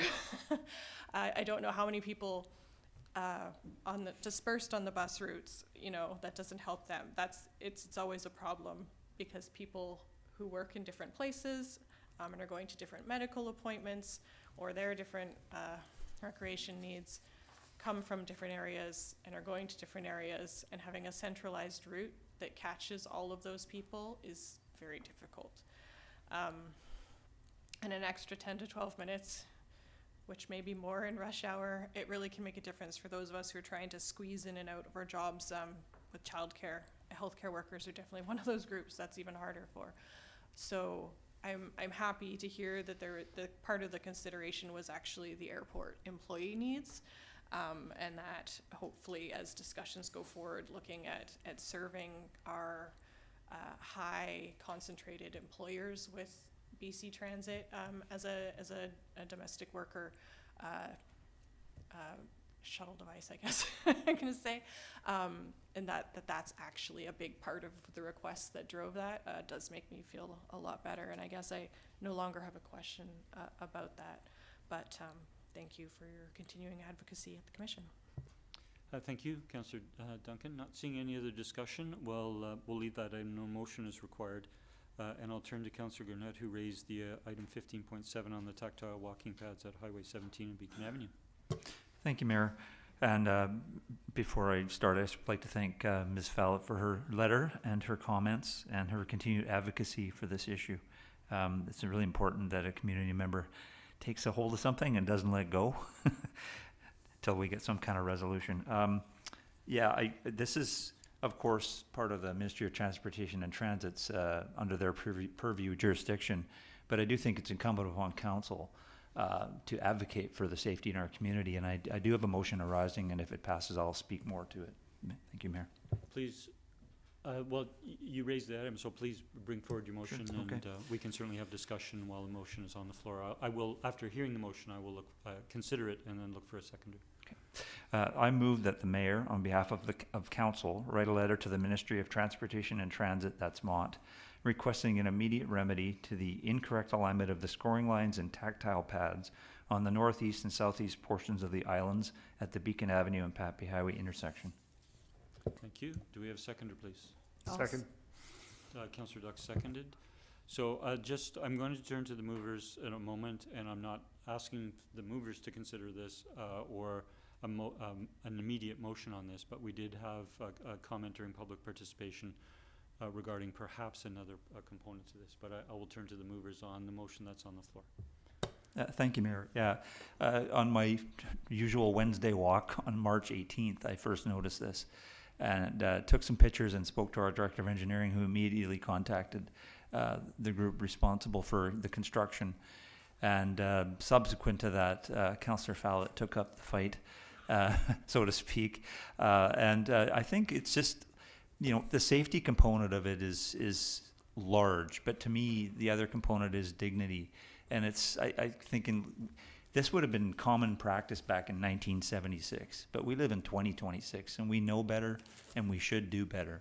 And it was quite shocking to me. I actually had to do a double take when I first went through to turn around and go, where is this pointing? The middle of the intersection. And I looked at the other one and I looked across the street. I'm like, oh boy, like we've dropped the ball here. It's unfortunate, but I do think it's an issue that is taking too long to address. And I realize maybe in terms of the way they may prioritize things in the ministry, I don't know how under the general construction management plan this got missed. But when you do make a mistake, you do need to do the right thing and fix it, because we're talking about safety in our community and we're talking about potentially putting residents at risk. So I think it's really important that we send a letter to say to the ministry, look, we need you to address this a lot quicker than it's happening at this point in time. Thank you, Mayor. If I could just perhaps take out the we dropped the ball, and the ball was dropped. The ball was dropped. Councillor Duck, please. Yeah, I'm just, if I may, a question through to staff. Is there anything we need to do as a town that can make this safer in the interim until we get some resolution from the ministry? Because I feel like, as was stated in the letter and in public participation tonight, that there's a risk here, and we're leaving that open without doing anything about it, and I'm wondering if there's anything we can do. I'll turn to our CAO, Mr. Edwards. No, there's nothing that the town can legally do in this matter. It's 100% provincial land and provincial responsibility, and it would be outside of our jurisdictional authority to do any kind of modification without their express approval. I'm not suggesting we make the modifications. Certainly I understand that's up to the ministry, but is there any awareness or signage? I mean, we're talking about people that can't know that problem is there, and should we be doing anything to make them aware of it? Again, we can't put any signage up on the land either. It's not, again, it's not our land. If council does choose to support the motion that's on the floor, we certainly can write a letter, and I would recommend the letter go to the minister and deputy minister, and I think that would be perhaps the most expeditious way to get the attention of the appropriate staff to remedy the situation. Okay, yeah, well, that's the direction we're moving, but we're now 2 months into the fact that problem has existed, and how do we make sure nothing happens there that we regret? I'm sorry, Councillor, but I don't see where you're going with this question, but I think I've responded several times saying very clearly that this is not an area for us to make alterations or place signage or anything to that effect. If you have other ideas that you have in mind, I would be open to hearing those. No, I don't, but I hope their problem doesn't arise, because then we've addressed it and not done anything about it. Thank you. Thank you, Councillor. Sorry. Councillor Duncan? Yeah, well, I was going to hope for an amendment regarding the bicycle signals, and I don't know if we should move with this motion and then add one later, or go forward with an amendment now, but I could see that the original mover nodded, so maybe I could. Yes, if I can make two comments, I'd like to suggest a friendly amendment further to Mr. Edwards' comment, and if we could just say a change from MOT to the Minister of Transportation in the motion. I think that is clearly what we'll then proceed with. And the second is, just before considering an amendment, is while we did hear during public participation a potential concern potentially with the bicycle lights at the intersection, and while I cycle through there, I can't visualize it myself, and I don't know what the situation actually is. So to commit to advocating for it when I'm not certain of it, so I wanted to actually turn to staff, and perhaps we could separate it as a motion arising, and that if staff were able to able to observe the situation and perhaps advise myself in terms of the writing of the letter whether we advocate on that point or not. I'm just not sure that we want to pass a motion to do that without at least staff having a look, appreciating that staff, the municipality is not responsible for the bicycle lighting at the intersection. I'll just turn to Mr. Edwards for a comment. Yeah, thank you, Mayor. I'm glad you raised that, because I myself am not clear on what the issue is, and we can certainly discuss it amongst staff. I don't understand the lighting configuration that's of concern. And so if the motion were to include language that and may consider raising the cycling infrastructure or cycling lighting, or I'm not sure what the appropriate language would be, but yeah, if I could offer that we consider it as a motion arising, so that we pass this motion, and in the motion arising it could be subject to staff reviewing the lighting that we consider, including advocacy regarding the bicycle lighting at the intersection, something to that effect. But I preferred, rather than amending it to this motion, is just pass this motion, which will direct us, and then there will be time to do that second step if through the motion arising, if that carries. Yeah, thank you. I actually probably won't have a motion. This feels more like we need a discussion. I have an idea as a cyclist that has more to do with lighting, and more than just lighting, but actual markings, because I have a pretty good idea of how people go wrong at this intersection that I don't think we could actually formally do. Right now, I feel this might be a conversation for like the Cycling Coalition, and kind of looking at best practices to direct people at how to cross that intersection where it's unclear whether you're a cyclist who must stay on your bike and then you go across and you stay in the bike lane, or you're a pedestrian who then comes out of the intersection or out of the crosswalk and into the bike lane, and many things can go wrong. And having that properly marked and signed about whether cyclists dismount, how they cross, where they remount, I think this is a bigger issue, and I don't see a clear way to make a motion and make it something staff can do formally with council, but I think that we can have discussions probably offline about it. Okay, let's leave further discussion on this point until after this motion passes. So with the motion on the floor with regards to the letter, with regards to the tactile pads, Councillor Gannett. Yeah, sorry, not to add to the wordsmithing, but is it possible to either CC or add the minister responsible for accessibility on the letter as well? I think that's an important. I believe the province has a minister of accessibility. No, is there nobody that has that? Sorry, Councillor O'Keefe. Councillor O'Keefe. Yeah, there's not a minister for accessibility, but there's a parliamentary sector, I think the terminology is parliamentary or secretary for the Accessibility Directorate, which is our, Do we know what ministry that is under? Mayor, I believe it's under the Minister of Social Development and Poverty Reduction. So that if there is a parliamentary secretariat, they would report to that minister. So we could copy that, that minister, If that's okay. and it would go in the right direction.